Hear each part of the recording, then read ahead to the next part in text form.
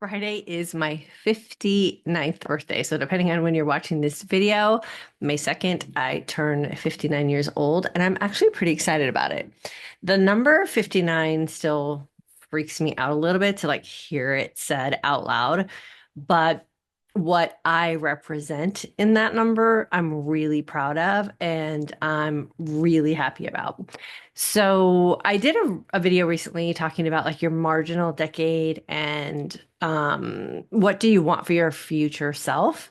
And what I'm living today at 59 is exactly what I pictured for myself when I started this journey through menopause in my 50s. Like 50, I think, is the time that I was diagnosed as pre-diabetic and really started making some changes to ensure that the aging process for me didn't get any worse and that it actually got better.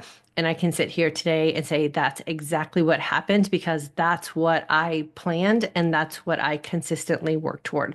So that's what I want to talk about in today's video. What are you doing today to ensure that the next decade of your life is the best possible decade that you can have? And it doesn't have to be the marginal decade or the last decade of our life. It could be the decade you're currently living in. So some of the things that I'm really proud of being able to do through consistency and education and just really learning to be honest with myself are all very age related. So they're the aging diseases or the aging complications that start to just, raise their ugly head as we get a little bit older. And that is just what the aging process is, right? Things start to get worn out, cellular aging happens, and we start to feel and see a little bit of a decline.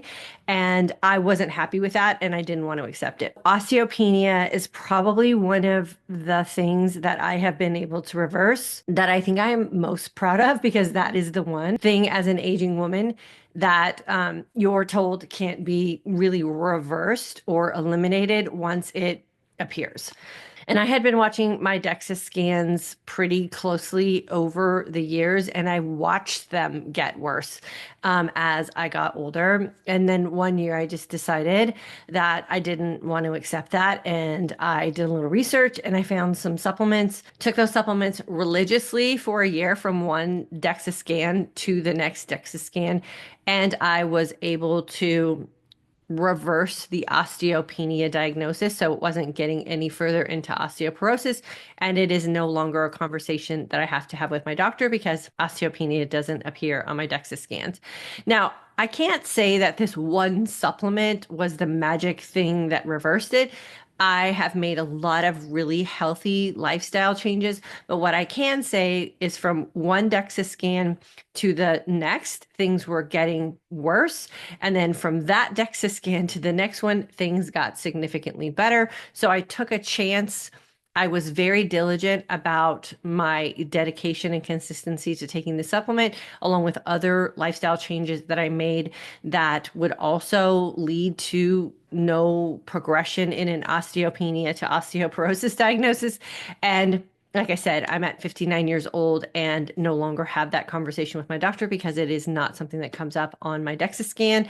And prior to that, every year in my 50s, I did have to have that conversation. So you are worth the work. There are lots of things that are being advertised to us as menopausal women. So I say make sure you diligently do your research before you decide on something that you want to commit to mentally, physically, emotionally, and financially. I will leave everything that I talk about in the description box below because I want you to also be able to do some research for yourself. But that's something I no longer have to deal with going into my 60s, and I'm pretty proud of that. The other thing which started this whole journey with intermittent fasting for me is the pre-diabetes diagnosis that I got on my annual physical in my 50s. It literally knocked me off my feet because I have been in the health and wellness and nutrition industry as a coach and mentor for women for several decades. And so how did that happen to me when I know all the things to do to avoid that? And it was simply a shift in my hormones. And insulin has always been one of the things that I think has been a problem for me me as a young girl all the way up through, young adult womanhood. Even probably was a problem for me with some infertility issues that I had. And so the insulin part of it, the more educated I became, made sense, but I still wasn't happy with the pre-diabetes diagnosis. I didn't want to have to manage that. I didn't want to have to go to the doctor for that. And so again, I dug my feet in, I did a bunch of research, and I started the intermittent fasting for today's aging woman lifestyle, which I still live today and I still teach about today. And that aging related disease has not popped up again for me. I've reversed insulin resistance. And as a young woman who grew up with hypoglycemia my entire life, I no longer have to deal with that as well because I can successfully and easily fast for 20 hours. And if you are hypoglycemic, even going an hour too long without food can be something that's really scary and uncomfortable. But that can also be reversed with some education and some dedication, consistency, and always honesty about the choices that you're making in your life. So osteopenia, no longer an issue. Sugar-related diseases, no longer an issue. And another thing that I always had to manage with my doctors is cholesterol genetically. I just have high cholesterol. It was even something I had to discuss with my flight surgeon when I was in the Air Force in my 20s.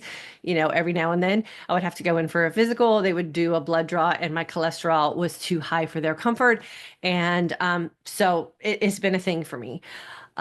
Nutrition and exercise have always been the things that I have tweaked to be able to get it, back in control. And it wasn't until I was in menopause that those little tricks stopped working for me. And again, it was just a shift in hormones. When your estrogen starts to plummet, other hormones come in and do their thing and tend to become problematic for us, even more problematic if it's already been a problem. And so cholesterol was just one of those things. Again, I put my feet down at the last doctor's appointment that I had. It was the same doctor's appointment I had with the osteopenia moving into osteoporosis. And I said, nope, this is not going to be something that I am coerced into taking some prescription for to manage. I want to eliminate it. Again, did my research, found a supplement that is usually used to control blood sugar, but has also been found to help with lowering cholesterol naturally. And so again, I dedicated an entire year to diligently taking that supplement every single day. And in my follow-up physical the next year, cholesterol was no longer a conversation I had to have. I was able to lower it 50 points.